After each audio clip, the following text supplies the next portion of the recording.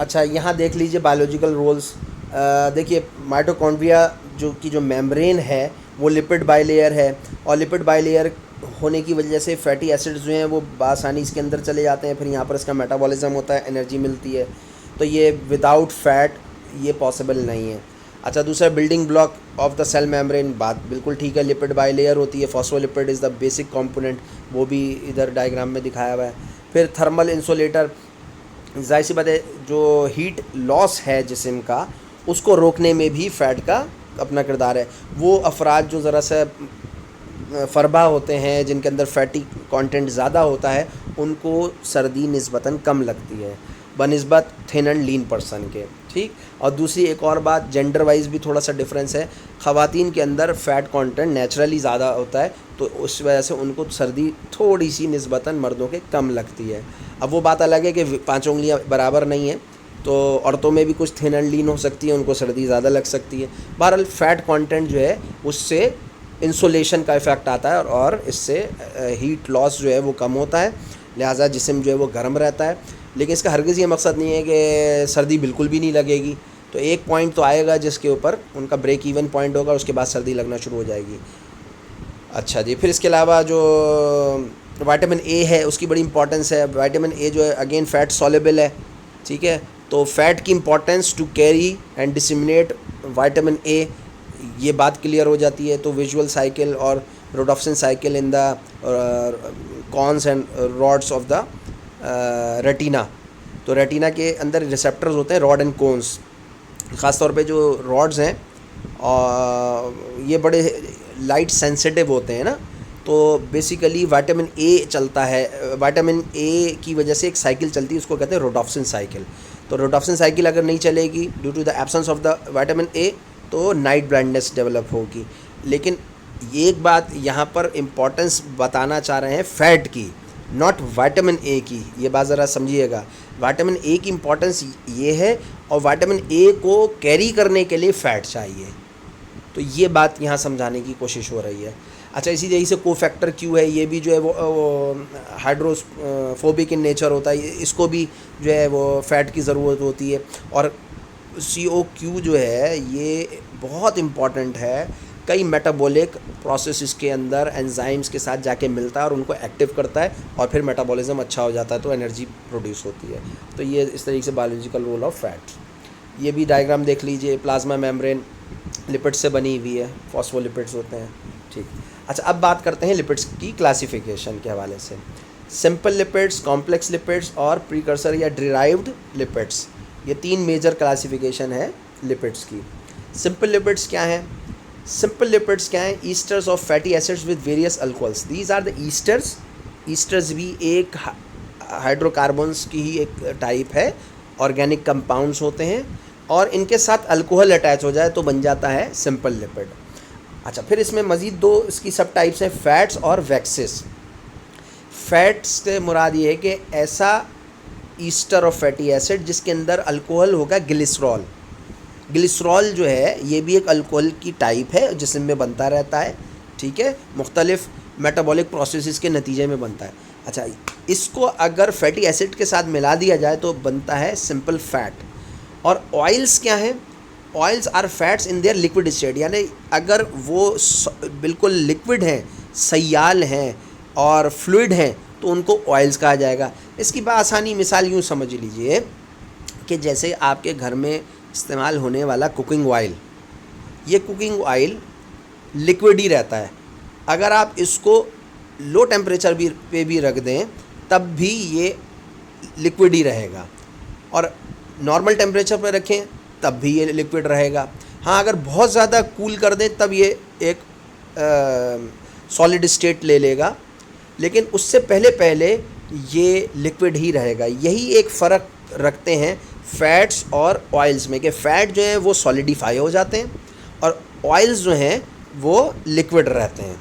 ठीक है, जैसे चर्बी, गोश्त की जो चर्बी है वो प्योर फैट है। ठीक, अब वो नॉर्मल टेम्परेचर पर हमेशा चर्बी ही रहेगी, वो पिघलेगी नहीं, वो लिक्विड फॉर्म में नहीं आएगी जब तक कि उसको हीट ना करें। बनिस्बत इसके जो ऑयल्स हैं उनको नॉर्मल टेम्परेचर पे रखें, रूम टेम्परेचर पे रखें, तो वो they always remain in liquid state. तो ये सिंपल एक डिफरेंस है, यानी फिजिकल स्टेट का डिफरेंस है फैट्स एंड ऑयल्स के दरम्यान में। अच्छा, वैक्सेस क्या है? Esters of fatty acids with higher molecular weight monohydric alcohols. Same definition है, लेकिन अल्कोहल जो है उसके हाइड्रोकार्बन ज़्यादा होंगे, यानी मॉलिक्यूलर वेट उस अल्कोहल कंपोनेंट का ज़्यादा होगा, ठीक है, उसको कहते हैं वैक्सेस। वैक्सेस आपने देखे होंगे, मोम इसकी आइडियल मिसाल है।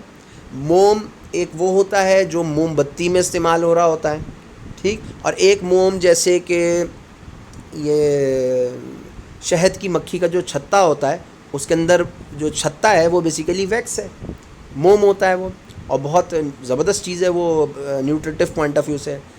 हाँ, अलबत्ता जो मोमबत्ती वाला मोम है वो न्यूट्रिटिव नहीं है, ठीक है, उसके मेडिसिनल फ़ायदे नहीं हैं, इसके मेडिसिनल और न्यूट्रिटिव फ़ायदे ज़रूर हैं।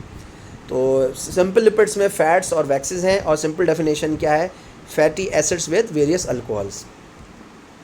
अच्छा, फैटी एसिड्स के बारे में देखते हैं। सिंपलेस्ट फॉर्म ऑफ लिपिड्स, ठीक है, carboxylic acids with hydrocarbon side change. इनके अंदर कार्बोलिक एसिड होगा और साइड चेंज जो हैं वो मुख्तलिफ हाइड्रोकार्बन्स की होंगी। Even number of carbon atoms 14 से 20 तक जा सकते हैं, और ये वो फैटी एसिड्स हैं जिनकी बायोसिंथेसिस हमारे बॉडी में हो रही होती है। बेसिकली होता है क्या है कि हायर फैटी एसिड्स अगर बात की जाए तो उसमें कार्बन एटम्स जो हैं उनकी तादाद बढ़ती चली जाती है, ठीक। फिर इनमें बॉन्डिंग आ जाती है, बॉन्डिंग का किरदार है। अगर सिंगल बॉन्ड होगा दो कार्बन्स के दरमियान में, कहीं कोई डबल और ट्रिपल बॉन्ड नहीं है, तो वो सैचुरेटेड फैटी एसिड कहलाएगा, ठीक। और अगर डबल और ट्रिपल बॉन्ड आ गया तो वो अनसैचुरेटेड फैटी एसिड कहलाएगा। फिर ये कि ये स्टेराइड फॉर्म में होता है, ये भी बात ठीक है। इसमें थोड़ी सी मिसाल आपको बता देते हैं। Palmitic acid, stearic acid, oleic acid मुख्तलिफ हैं, आगे अभी हम इसकी तफसील देखते हैं। नोमेनक्लेचर में क्या अहम बात है कि से फॉर एग्जांपल जो सैचुरेटेड फैटी एसिड्स हैं उनके नाम के आगे एनोइक एसिड लिखा जाएगा, और जो अनसैचुरेटेड फैटी एसिड्स हैं उनमें इनोइक एसिड आएगा। अब मिसाल देखिए, सैचुरेटेड फैटी एसिड की एक मिसाल दे रहे हैं ऑक्टानोइक एसिड, ठीक, और अनसैचुरेटेड की मिसाल क्या है? ऑक्टा डी किनोइक एसिड, जिसको दूसरा नाम है इसका ओलिक एसिड। ओलिक एसिड जो है वो अनसैचुरेटेड है। तो बस ये ज़रा नाम से पहचानना है कि आखिर में लग क्या रहा है, NOIC लग रहा है या ENOIC लग रहा है, ठीक है। तो इससे हम पहचानते हैं सैचुरेटेड में ANOIC आखिर में आएगा और अनसैचुरेटेड में ENOIC आएगा। ये अहम बात है। ये थोड़ा सा स्ट्रक्चर देख लीजिए, ग्लिसरॉल दिखाया है इसके अंदर, मोनोएसाइल ग्लिसरॉल दिखाया है, डाईएसाइल ग्लिसरॉल दिखाया है, और फिर ट्राई दिखाया है। बेसिकली ग्लिसरॉल के अंदर इजाफा होता चला जा रहा है। ये देखें, ये जो ये एरिया है, ठीक है, फिर यहाँ देखिए 2 कार्बन्स आ गए, फिर 3 आ गए, तो इसका मतलब क्या है? ये ट्राई बन गया। बेसिकली ये सिंपल ग्लिसरॉल था, ठीक है, इसमें OH रिप्लेस हो गया ये यहाँ से, ठीक है, फिर एक और ये हुआ, और फिर ये इधर। बेसिकली आप देखें कि कार्बन में इजाफा होता चला जा रहा है। तो जैसे ही 3 कार्बन होगा ये ट्राई ग्लिसराइड बन गया, ट्राई एसाइल ग्लिसरॉल भी कहते हैं इसको, और इसकी क्लिनिकल इंपॉर्टेंस बहुत है। जब हम लिपिड प्रोफाइल चेक करते हैं तो ट्राइग्लिसराइड भी अक्सर लोगों का बढ़ा हुआ निकलता है, ख़ास तौर पे डायबिटिक पेशेंट्स का, और या जो खाने पीने में ज़रा ख्याल नहीं कर रहे होते उनका भी, या जिनका वज़न बढ़ रहा होता है। बहरहाल हम इस ट्राइग्लिसराइड को नज़र में रखते हैं फॉर द क्लिनिकल पर्सपेक्टिव। ठीक है जी, आगे चलते हैं। अब ये कुछ मिसालें दी हैं सैचुरेटेड फैटी एसिड्स की। एसिटिक एसिड है, प्रोपियोनिक एसिड है, ब्यूटारिक एसिड है। वैली कार्बन एटम्स बढ़ते चले आ रहे हैं। 2 कार्बन है तो एसिटिक एसिड है, 3 है तो प्रोपियोनिक, प्रोप का मतलब होता है 3, ब्यूट का मतलब होता है 4, फिर वैलेरिक एसिड है, फिर कैप्रोइक एसिड है, लॉरिक एसिड है, मारिस्टिक एसिड है, पामेटिक एसिड, स्टेरिक एसिड है। ये तो इस तरीके से ही कार्बन एटम्स की तादाद बढ़ती चले हैं। इनके रोल क्या है? एसिटिक एसिड का रोल क्या है कि ये कार्बोहाइड्रेट फर्मेंटेशन में इस्तेमाल होता है, बल्कि एंड प्रोडक्ट है ये। इसी तरीके से प्रोपियोनिक एसिड जो है वो भी एंड प्रोडक्ट है ऑफ कार्बोहाइड्रेट्स का। अच्छा, ये बात मैंने आपको पहले भी बताई थी कि कार्बोहाइड्रेट्स अगर ज़्यादा होंगे जिस्म में तो फैट बनना शुरू हो जाएगी। तो ये इशारा हो रहा है कि अगर कार्बोहाइड्रेट ज़्यादा है और तो उसका मेटाबॉलिक कन्वर्जन जो है वो फैटी एसिड में हो जाता है। ठीक, फिर इसी तरीके ब्यूटारिक एसिड, वैलेरिक एसिड, कैल्पोरिक एसिड, ये भी जो है एंड प्रोडक्ट्स हैं। और certain fats in small amounts and special butter, मक्खन के अंदर ये अगर ओरिजिनल मक्खन है तो उसके अंदर ये 3 किस्म के फैटी एसिड्स हो सकते हैं। लॉरिक एसिड जो है वो सिनामोम जो है वो दारचीनी को कहते हैं, ठीक है ना।